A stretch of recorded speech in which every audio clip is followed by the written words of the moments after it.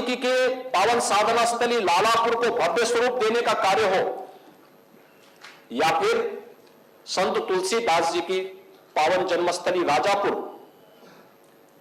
को एक भव्य स्वरूप देने का कार्य, ये सभी हमारी सरकार ने इस पर पूरी प्रतिबद्धता के साथ काम किया है। और ऐसे ही हम लोग इन कार्यक्रमों को आगे बढ़ाने के साथ ही यह वर्ष इस बात के लिए भी गौरवान्वित है कि काकोरी ट्रेन एक्शन का शताब्दी महोत्सव का वर्ष भी यही वर्ष चल रहा है। 9 अगस्त 2024 से यह कार्यक्रम आगे बढ़ा है। 1924 में 9 अगस्त को ही काकोरी ट्रेन एक्शन की घटना घटित हुई थी, जिसमें पंडित राम प्रसाद बिस्मिल के नेतृत्व में ठाकुर रोशन सिंह, अस्फाउल्लाह खां, चंद्रशेखर आजाद, इन सभी क्रांतिकारियों ने अंग्रेजों के मनमानेपन को चुनौती दी थी। और उस समय उन्होंने भारत की आजादी के लिए जो शंखनाद किया था, उसके लिए कृतज्ञता ज्ञापित करने का यह अवसर है और उन सभी क्रांतिकारियों के प्रति सम्मान का भाव व्यक्त करने का कार्य हमारी सरकार कर रही है। महोदय, यह वर्ष इसलिए भी महत्वपूर्ण है कि उत्तर प्रदेश की स्थापना का भी यह अमृत महोत्सव वर्ष है।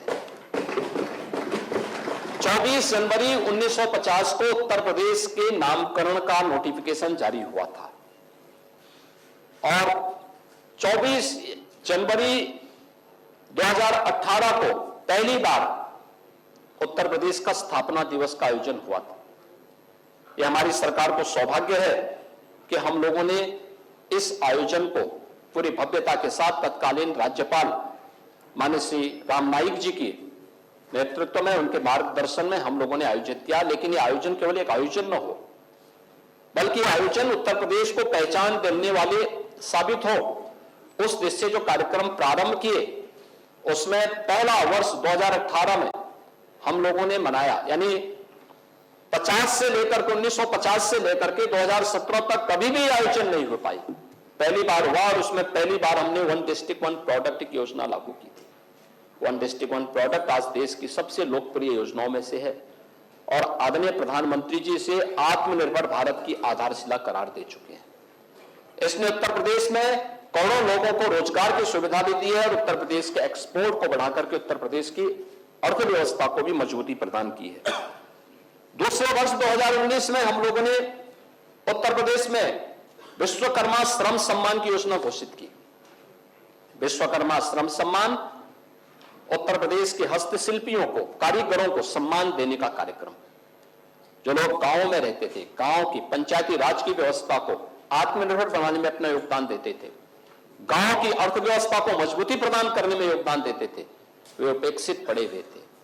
आप लोगों ने बांटने का काम तो बहुत किया, लेकिन कभी उनको आत्मनिर्भरता के मार्ग पर ले जाने का प्रयास हो, इसके लिए कभी भी कोई सार्थक पहल नहीं की। परिणाम क्या था? वो उपेक्षित थे, पलायन करने के लिए मजबूर थे। और मुझे इस बारे में हमारी सरकार को सौभाग्य प्राप्त हुआ है। हमने 16 कैटेगरी में उन लोगों की व्यवस्थित ट्रेनिंग, बैंक से सस्ता लोन उपलब्ध करवाने और उन्हें आगे बढ़ाने के कार्यक्रम के साथ हमारी सरकार ने विश्वकर्मा श्रम सम्मान को आगे बढ़ाया। आज देश के अंदर पीएम विश्वकर्मा के रूप में यह योजना पूरे देश के अंदर चल रही है। हम इसमें ट्रेनिंग के साथ साथ फ्री में टूल किट भी उन्हें उपलब्ध करवाने का काम करते हैं और मुझे प्रसन्नता है कि लाखों हस्तशिल्पी इससे लाभान्वित हुए हैं। 2020 का वर्ष हमने महिला सशक्तिकरण के लिए समर्पित किया था। महिला सुरक्षा, महिला सम्मान और महिला स्वावलंबन का कार्यक्रम, इसमें अनेक कार्यक्रम इसके माध्यम से चले थे जिसमें आगे हम चर्चा करेंगे। 2021 हमने युवाओं के लिए समर्पित किया था, जिसमें उत्तर प्रदेश के युवाओं को तकनीकी दृष्टि से सक्षम बनाने के लिए टैबलेट, स्मार्टफोन के साथ साथ जोड़ने के अलावा अनेक अन्य कार्यक्रम उनके साथ हम लोगों ने जोड़ने का काम किया था। 2022 आजादी का अमृत महोत्सव और चौरी चौरा महोत्सव की शताब्दी, चौरी चौरा की शताब्दी महोत्सव के साथ हम लोगों ने जोड़ने का एक कार्यक्रम आगे बढ़ाया। 2023 निवेश और रोजगार के साथ इसे जोड़ने का काम किया। ग्लोबल इन्वेस्टर समिट देश का सबसे सफलतम समिट में से एक था। 40 लाख करोड़ रुपए के निवेश के प्रस्ताव प्राप्त हुए और आज उसके परिणाम व्यापक रूप से हमारे सामने हैं। आगे हम इसकी चर्चा करेंगे।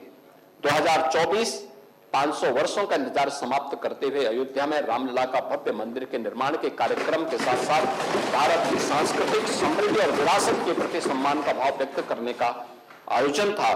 तो 2025 महाकुंभ के साथ साथ मुख्यमंत्री युवा उद्यमी योजना को भी हम लोगों ने लागू की है। यह युवा उद्यमी योजना है, इसकी सफलता इसी में आप देख सकते हैं कि 24 जनवरी 2025 को योजना लागू की गई। एक वर्ष में 1 लाख युवा उद्यमी तैयार करने हैं और पहले चरण में यानी अभी 1 महीने का कार्य समय हुआ है, 1 महीने में 96 लाख से अधिक एप्लीकेशन अब तक पहुंच चुकी है। 76 लाख से अधिक को क्लियरेंस मिल चुका है। 24,000 से अधिक को अब तक बैंकों ने लोन के साथ जोड़ने की कार्रवाई कर दी है, जिसमें 6,000 से अधिक को लोन भी प्राप्त हो चुका है। यह इसकी सफलता इसी में आप देख सकते हैं, जिसमें हम लोगों ने अब तक जिसमें किसी भी युवा उद्यमी को 5 लाख तक का लोन ये इंटरेस्ट फ्री होगा। इंटरेस्ट जो भी होगा सरकार देगी। पहले चरण में दूसरे फेज में जब आएगा तो उसको हम 10 लाख तक का लोन इंटरेस्ट फ्री लोन उपलब्ध करवाएंगे और ये प्रक्रिया पारदर्शी तरीके से आगे बढ़ाने का काम चल रहा है।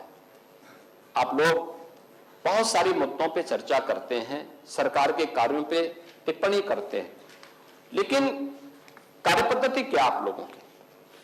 ऐसा नहीं कि आपको सरकार में आने का अवसर न प्राप्त हुआ हो। अगर केक की रिपोर्ट 2012-13 से लेकर के 15-16 के बीच में देखेंगे तो उस बारे में केक कहता है कि 4 साल में समाजवादी पार्टी की सरकार में 7 लाख छात्र कम हुए हैं विद्यालयों में। 12 से 16 के बीच में 6,22,000 छात्र ऐसे थे जिनको पुस्तकें।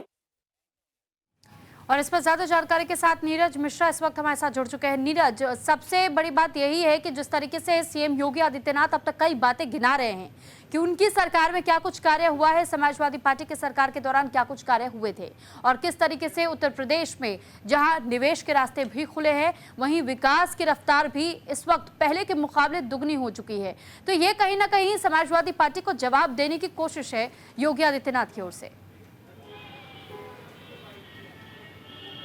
बिल्कुल सुरभि, देखिए आज अगर हम उत्तर प्रदेश के मुख्यमंत्री योगी आदित्यनाथ का पूरा भाषण सुनते हैं तो उसमें साफ तौर पर उन्होंने अपने भाषण की शुरुआत में आध्यात्म से की, यानी कि प्रयागराज के कुंभ से की, और बताया कि किस तरह से प्रयागराज के अलावा वाराणसी, अयोध्या, गोरखपुर, मथुरा, वृंदावन, यहाँ पर कैसे तीर्थ स्थान की तरह अब बनता चला जा रहा है। तमाम श्रद्धालु जो प्रयागराज आ रहे हैं इन 5 जगहों पर भी जा रहे हैं। तो प्रयागराज के अलावा अब उत्तर प्रदेश इस समय तीर्थ स्थल एक प्रकार से बन गया है। इसके बाद उन्होंने विकास की तस्वीर दिखाई कि किस तरह से उत्तर प्रदेश विकास कर रहा है, किस तरह से उत्तर प्रदेश में उद्यमियों को लोन दिया जा रहा है, किस तरह से आगे बढ़ाने का काम किया जा रहा है, विकास की बात की। उसके बाद फिर उन्होंने विपक्ष को आईना दिखाया कि किस तरह से विपक्ष ने महाकुंभ में लोगों को भ्रमित किया। उसका जवाब आज मुख्यमंत्री योगी आदित्यनाथ ने दिया कि विपक्ष लगातार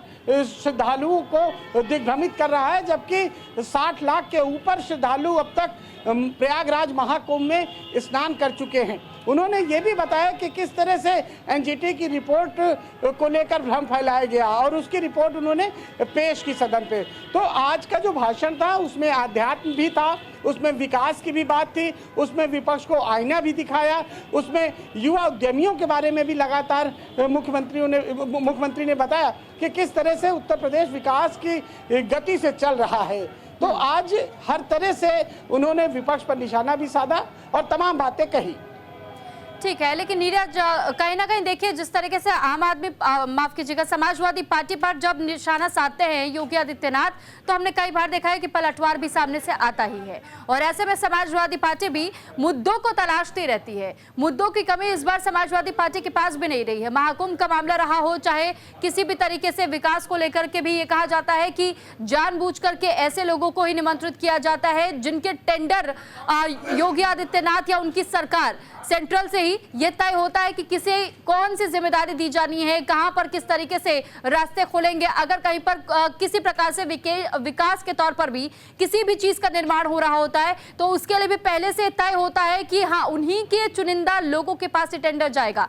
तो ऐसे में कई बड़े मुद्दे जहां पर समाजवादी पार्टी घेरने की कोशिश करती रही है, लेकिन आज जिस तरीके से एक एक वाकया सीएम योगी आदित्यनाथ की ओर से गिनाया गया है, ये खुली चुनौती है समाजवादी पार्टी के लिए भी कि समाजवादी पार्टी अब तक सिर्फ आरोप मढ़ती रही है, लेकिन तथ्यों के साथ में सीएम योगी आदित्यनाथ ने अपनी बातों को सबके समक्ष रखा है।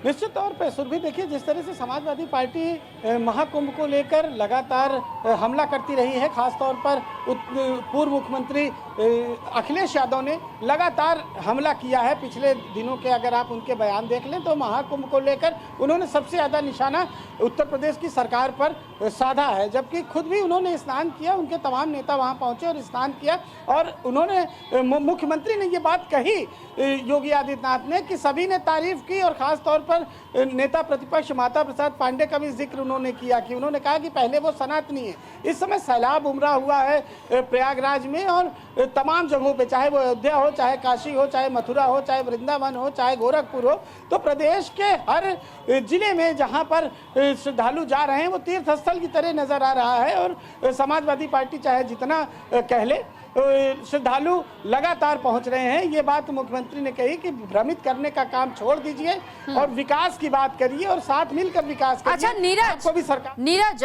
इस दौरान जिन बातों का जिक्र योगी आदित्यनाथ ने किया और साथ ही साथ जिस तरीके से बीते कल भी हमने देखा कि विधानसभा में भी उन्होंने कहा कि अगर गिद्धों को महाकुंभ में लाशें नजर आती हैं तो सुअरों को वहां पर गंदगी नजर आती है, जिस तरीके की भाषा उन्होंने इस्तेमाल किया, जिस तरीके से कटाक्ष उन्होंने किया है, तो ऐसे में क्या ये समझा जा सकता है कि 2027 विधानसभा चुनाव के लिए उत्तर प्रदेश में बिगुल बजने की शुरुआत तो अभी से हो चुकी है? चुनौतियां खुले तौर पर दोनों पार्टियां एक दूसरे को दे रही हैं।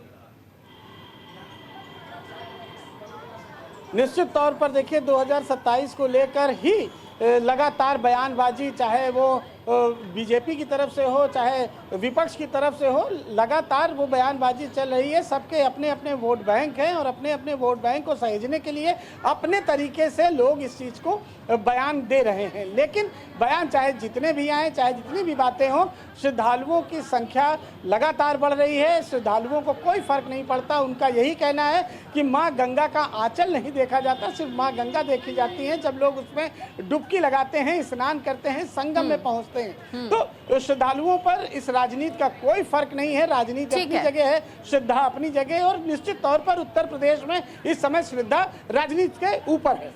ठीक है नीरज, बहुत धन्यवाद आपका तमाम जानकारी हम तक पहुंचाने के लिए, और इसी के साथ यहाँ रुक रहे एक छोटे से ब्रेक के लिए।